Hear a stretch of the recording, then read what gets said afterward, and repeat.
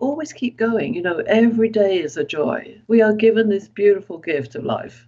And yes, there were down days and there were up days, but enjoy the experience of being here. This podcast encourages and empowers you to create your own unique real story, develop your own unique real statement, and discover your own unique real self. The power is yours. Good afternoon, Pauline Crawford. Previously, episode 988 of the 12-Minute Convos podcast. It's been 3 years, 1 month, 8 days, 2 hours, and 45 minutes since we recorded that first conversation.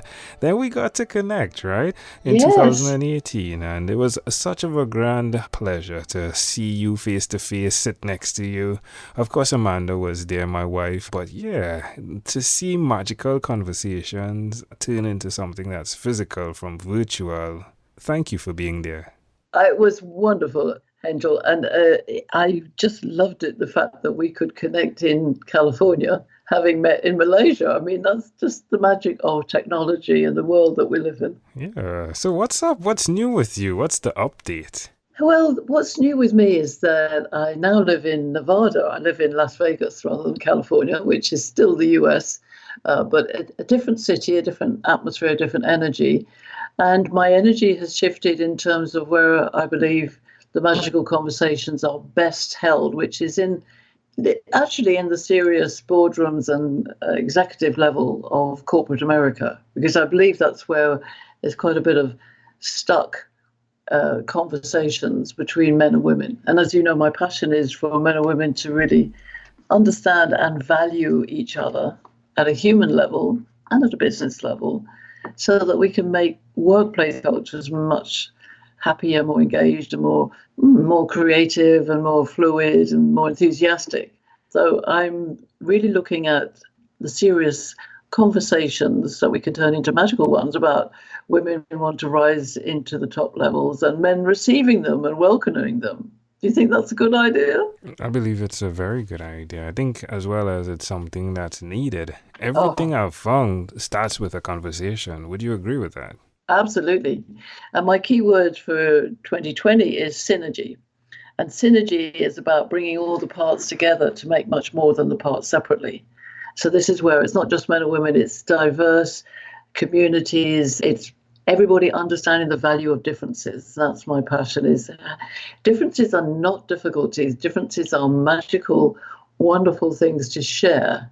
And that's where the magic comes in. And I want people to enjoy life a lot more. How has your husband been impacted by the conversations if we were to zone home? Testing our models are always important from the family side, right? Those that are close to us. How has he been impacted? Oh, he has been impacted a lot. He loves them, and it helps him. He's quite introvert in many ways. He's a musician as well as an educator. So when he's on stage, he's quite extrovert, but in himself, he's quite introvert. So he loves the way I can magically draw him into conversations, not just between the two of us, but with other people.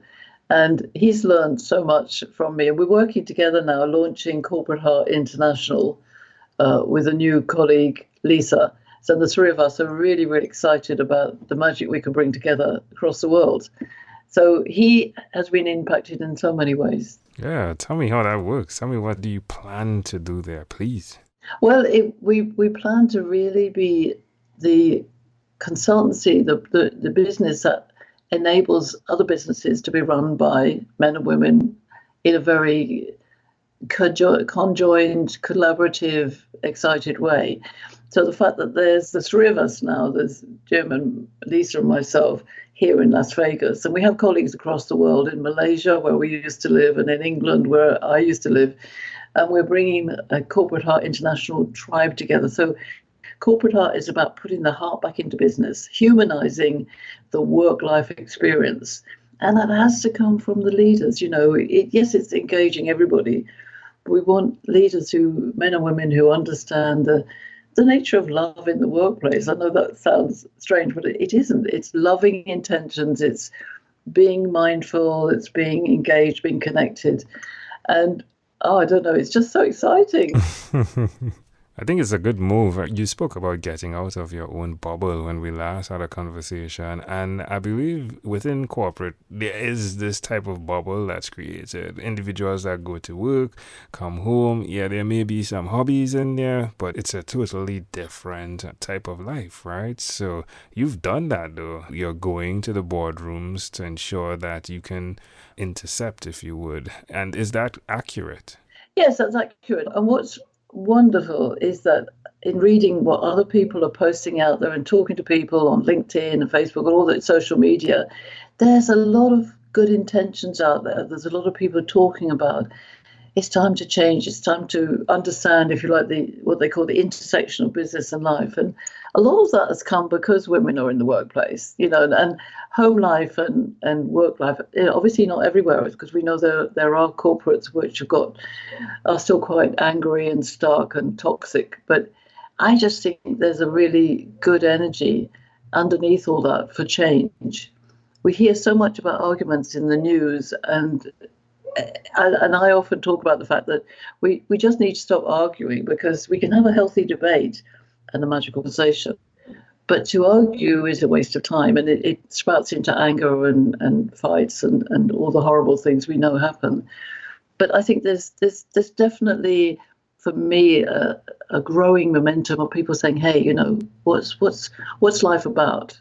Let's humanize what we do, humanize the intention of education, of work, because it impacts our home life as well. So, one of my missions is world harmony.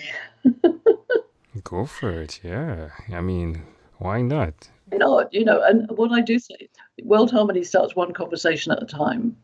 So it starts with you and me, and it starts at home with our partners and our family, our children, our mothers, and coping with, say, for instance, older parents who are troubled by deafness or illness, or there are lots of things to care about, and let's care about it with joy and a smile and a compliment. And one of the things I've got, I've always been good at complimenting people, but really putting it into your everyday conversations, just saying, oh, you're really gorgeous. And he says, how can you possibly say that to me? My hair's sticking up and I've only just got out of bed.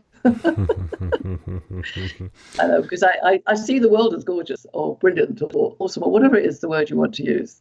Yeah, you show up and you're bright. It felt that way, right? Like if I had to use a word to describe, it felt bright, sunshine bright, when you showed up in the park to meet us, right?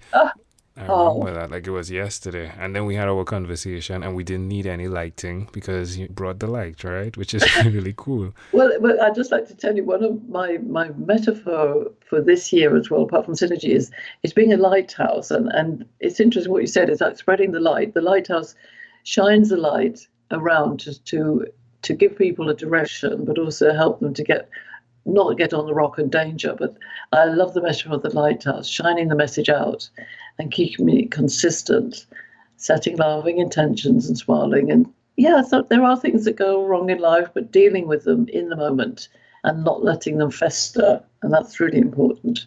Don't get stuck on the rock. Don't get a shipwreck on the rock. Remember that the light is shining a clear message to help you on your way to safety.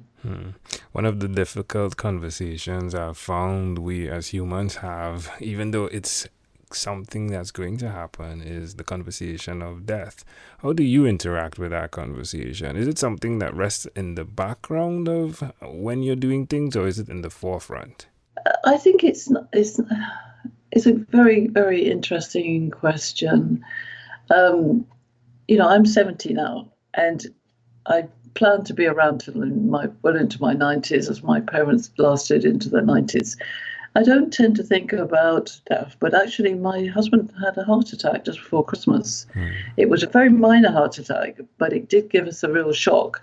And it's things like that where you realize that death can be near for anybody in life, but when you get older, there's that feeling that time is running out. But I live in the moment, and I always say to Jim, let's just enjoy the moment. Whatever's going to happen, we deal with it. And we deal with it with honesty and integrity and love. And, one day we're all going to pass on. And I just plan it to be a very happy journey I've been very fortunate. My parents were very happy and healthy right to the end of their lives, at 91 and 93 when they passed on. But I've also had people who passed on suddenly, and I think it's about honouring the sadness of somebody passing, but knowing that they're not far away. They often say, they're just in the next room, but enjoy, and you keep hold of that love and the memories of what you've enjoyed with those people in your life. So it doesn't worry me. It doesn't make me fearful at all. So in a way, I don't think about it every day. Pauline, well, I can tell you that I remember, and I'm very grateful for the memory of you, both virtually, our first conversation, and physically seeing you in real as well. It's a memory that's core to both of us, Amanda and I know, right? Yes. When we were out there in California, right? Yes. Like, I remember it just like it was yesterday. You driving up, I was sitting on the bench, you passed me by, and I looked at you, right, getting out of the car and whatnot.